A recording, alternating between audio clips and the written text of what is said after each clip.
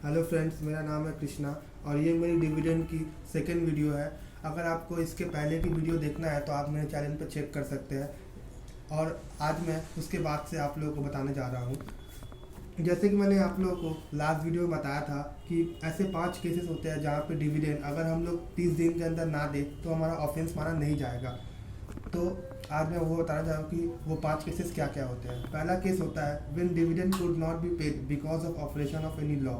इसका मतलब होता है कि अगर आरबीआई ने या फेमा एक्ट ने हम लोग को ऊपर कोई हमारी कंपनी के ऊपर कोई रिस्ट्रिक्शंस लगाया है जिसके कारण हम लोग डिविडेंड नहीं दे सकते, तो वो हमारा एक एक्सेप्शन केस आ जाता है जो हम लोग विद इन 30 डेज वाले क्राइटेरिया में होता है। दूसरी चीज़, जब shareholders gave some instruction to follow but it could not be followed by company as it was communicated to the shareholders. अगर ये एक सेकेंड एक्सेप्शन है जहाँ पे अगर शेयर होल्डर हमको कोई इंस्ट्रक्शन देता है कि हमको डिविडेंड ऐसे देना वैसे देना, लेकिन अगर ये बात कंपनी के लिए पॉसिबल नहीं है और कंपनी ने इस बात को उस रिस्पेक्टेड शेयर होल्डर्स को बता दिया है, तो उस केस में भी ये एक्सेप्शन हमारा आ जाता है। सेकेंड हमारा आता है when there is a dispute regarding title of shares.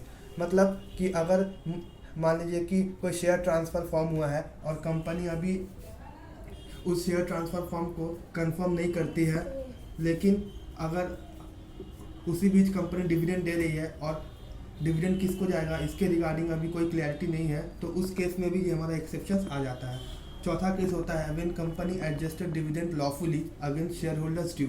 मतलब मान लीजिए कि कंपनी का अभी तक 8 रुपये कॉल अप हुआ था और कंपनी ने 2 रुपये और कॉल किए और कोई शेयर होल्डर्स 2 रुपया नहीं देता है, उसका वो अनकॉल कैपिटल होता है। उस वक्त पे अगर कंपनी डिविडेंड दे रही है और किसी शेयर होल्डर्स का ऐसे ड्यू बचा हुआ है, तो वो उसके ऊपर भी कंपनी चाहे तो उस पैसे से अपना अनकॉल कैपिटल को एडजस्ट करके बाकी पैसे दे सकती है। तो उस वाले केस में जो वो पैसे एडजस्ट करी है, या तो वो पूरे ही एडजस्ट कर लेगी या तो जो बचा जितना हो रहा है उतना एडजस्ट करेगी। उस केस में भी ये एक एक्सेप्शन होता है। और लास्ट हम लोग का केस होता है any other reason where company can prove that dividend could not be paid because of any reason other than company's fault.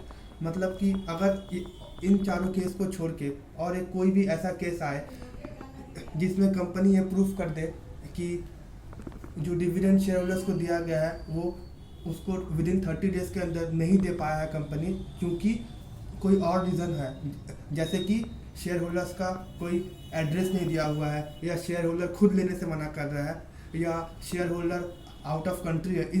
इन सारे केस, या उसका बैंक अकाउंट का डिटेल्स गलत दिया हुआ, इन सारे ये सब अदर रीजंस में आ जाते हैं। इन सब केसेस में हम लोग जो है ये हमारे 5 एक्सेप्शंस आते हैं। Thank you.